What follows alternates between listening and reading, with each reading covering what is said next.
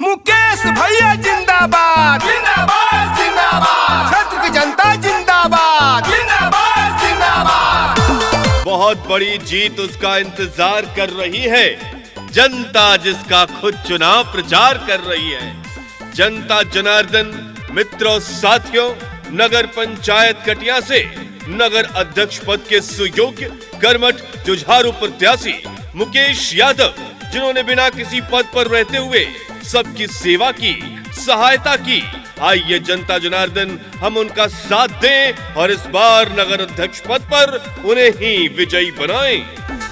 मट्टी में मिलौले लोग के सपना बा, मट्टी में मिलौले लोग के सपना बा। विरोधिया वोट कटना बा, विरोधिया वोट कटना बा। मुकेश जैसा नहीं के हुआ पना बा, मुकेश जैसा नहीं के हुआ पना बा। विरोधिया वोट कटना बा, विरोधिया वोट कटना बा। ए हमर बाबू, अरे हई वोट काटना वोट चाटना बड़ी घूमता रसन।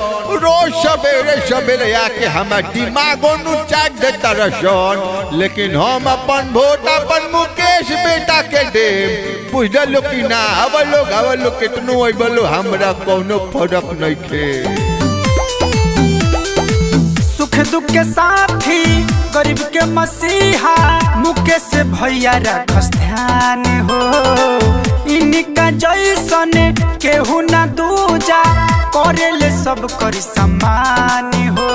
मुकेश भैया जिंदाबाद जिंदाबाद जिंदाबाद। सुख दुख के साथी गरीब के मसीहा मुकेश भैया रखस ध्यान हो।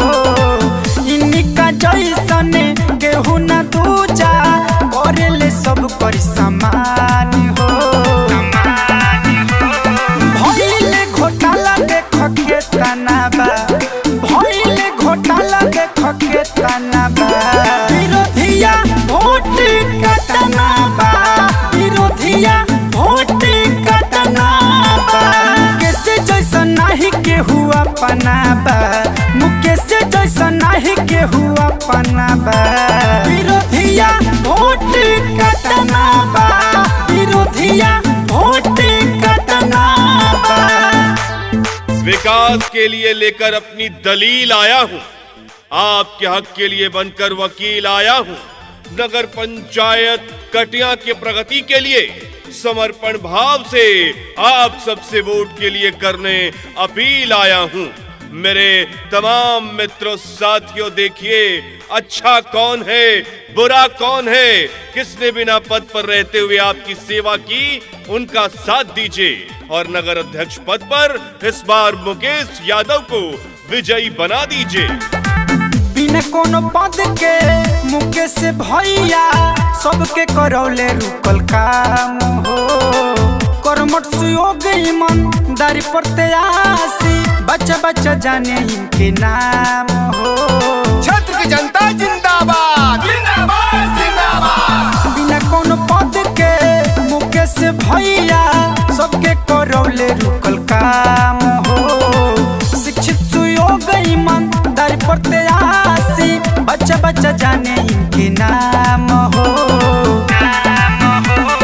खुली बोले अब कर चेतना बा, खुली बोले अब कर चेतना बा। विरोधिया वोट कटना बा, विरोधिया वोट कटना बा। मुकेश जैसा नहीं के हुआ पनाबा, मुकेश जैसा नहीं के हुआ पनाबा। विरोधिया वोट कटना बा, विरोधिया वोट कटना बा। दान करेंगे अपने मत का, कह रही है जनता जनार्दन मित्रों साथियों, ये आपकी आवाज है। दान करेंगे अपने मत का, झांसे में ना आएंगे। वोट खरीदने वालों को हम दोनों अंगूठा दिखाएंगे और मुकेश भैया सबसे अच्छे हैं, इन्हें ही जिताएंगे और अपने नगर पंचायत कटिया का नगर अध्यक्ष बनाएंगे। मित्रों साथियों, याद रखिए, नगर अध्यक्ष पद पर मुकेश यादव।